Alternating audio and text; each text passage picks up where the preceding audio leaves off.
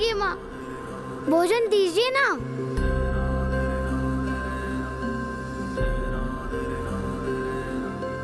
माँ ने पकवान तैयार किया मेरे लिए। माँ, आपने मेरे लिए स्वादिष्ट पकवान बनाए हैं, वो परोसिए ना। माँ, आज तो आपने 3 पकवान पकाए हैं, वो परोसिए ना। बहुत भूख लगी है, बहुत भूख। माँ, क्या हुआ माँ? आज चूल्हे के निकट ये 3 पात्र है, आज तो 3 ही व्यंजन है ना भोजन में। मैं उचित कह रहा हूँ ना माँ? अब मैं कैसे बताऊं अपने नन्हे पुत्र को कि आज धान का एक दाना भी नहीं है रसोई गृह में। आपने बता दी तो मैं स्वयं देख लूंगा कि भोजन में क्या है। रुको उपमन्यु, बहुत ऊष्मा है, मैं परोसती हूँ।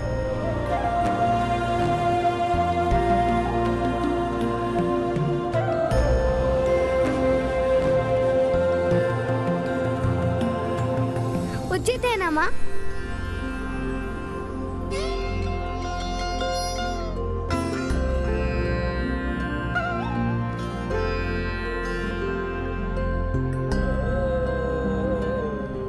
आज तो अवश्य 3 व्यंजनों का भोजन करने का आनंद आएगा मुझे।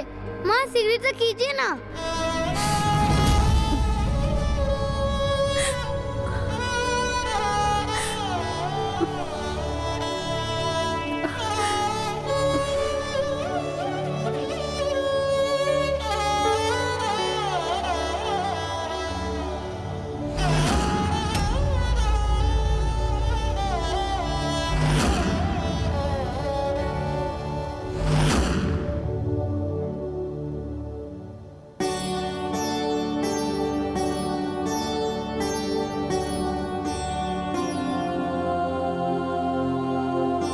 इन पात्रों में तो कुछ भी नहीं।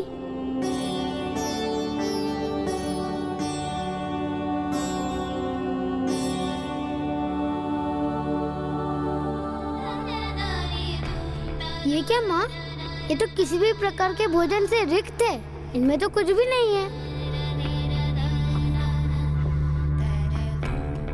अरे पुत्र, ये देखो, दाल, खीर, पूड़ी सब तो है।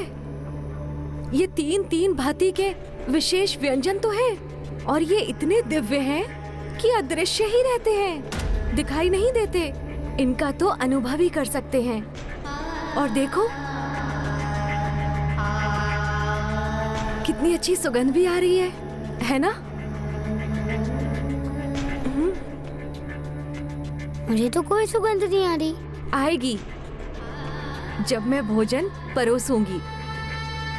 बस थोड़ा ध्यान रखना। जो बालक दिव्य गुण संपन्न होते हैं ना, उन्हें ही सुगंध आती है, और मेरा पुत्र तो दिव्य है, अवश्य ही सुगंध आएगी। बस तुम प्रयास तो करो।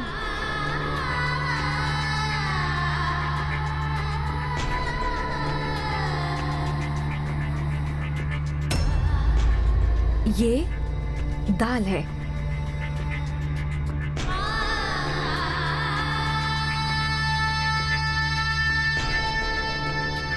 और ये खीर, और ये मेरे पुत्र के लिए पूड़ी।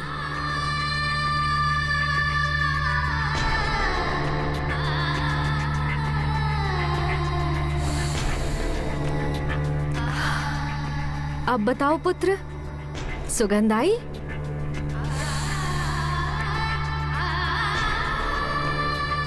हाँ माँ, तीनों की आई, दाल, खीर और ये पूड़ी। तो पुत्र, आप उदर भरकर अच्छे से भोजन करो। हाँ माँ।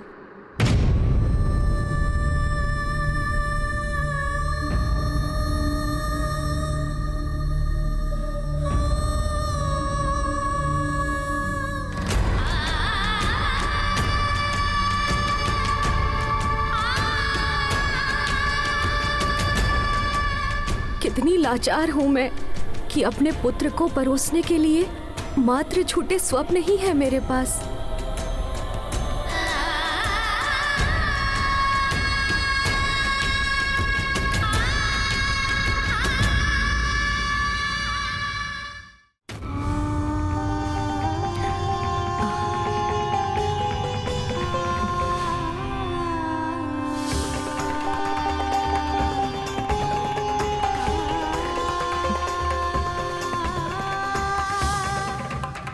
पुत्र, दिव्य भोजन का सेवन करने के बाद पाचन हेतु गुड़ की डली का ग्रहण करना भी अत्यंत आवश्यक है। लो। मुझे क्षमा करना पुत्र, वास्तविक भोजन के नाम पर बस यही है तुम्हारी माँ के पास।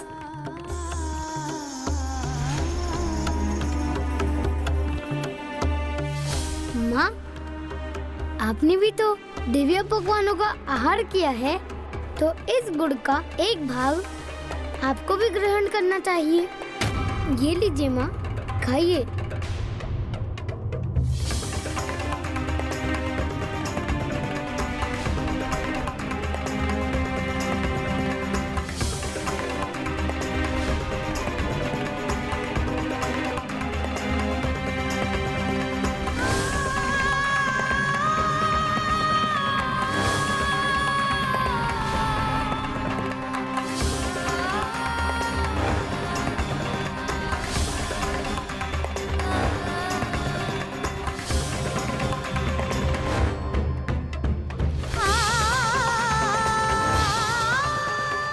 अपने ही पुत्र के लिए एक गुड़ की डली ही थी मेरे पास, उसमें से भी अर्ध भाग इसने मुझे दे दिया। और मैं इतनी अभागी और असहाय हूँ कि अपने ही पुत्र को मिथ्या काल्पनिक भोजन करने के लिए विवश कर रही हूँ। हे प्रभु, इस प्रकार कब तक जीवन यापन करेंगे हम? अर्थात दोनों माँ और पुत्र को मात्र एक गुड़ की डली से अपनी भूख मिटाने पर विवश होना पड़ा।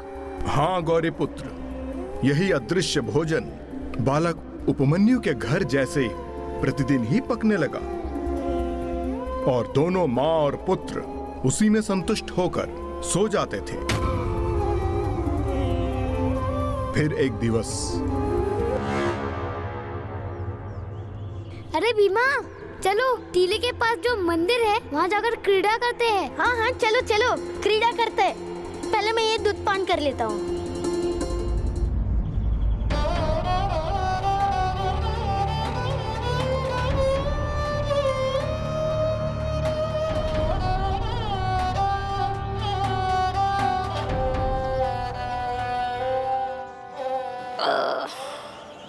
संपन्न हुआ मेरा दूध पान, प्राप्त हो गई मुझे शक्ति। अब कहो कहाँ चलना है?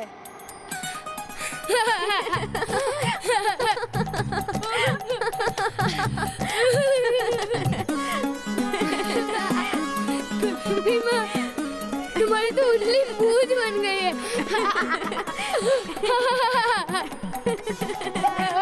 तो क्या हुआ? प्रतिदिन वो दूध पान करने के बाद बनती है।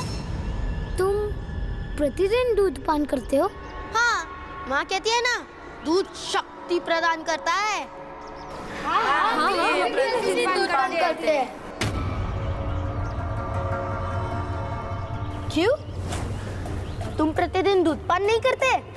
नहीं भीमा, मेरे गृह में तो कभी कभी दूध आता है, और वो भी तब जब कोई यजमान दे जाए।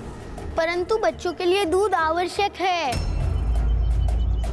कोई बात नहीं, हमारे गृह में गौ माता है, उनकी कृपा से यहाँ दूध की कोई कमी नहीं है।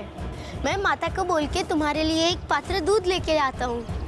नहीं नहीं, मैं तो माता द्वारा पकाए हुए दिव्य पकवानों का भोजन करके आया हूँ। मेरा उधर तो पहले से ही भरा है।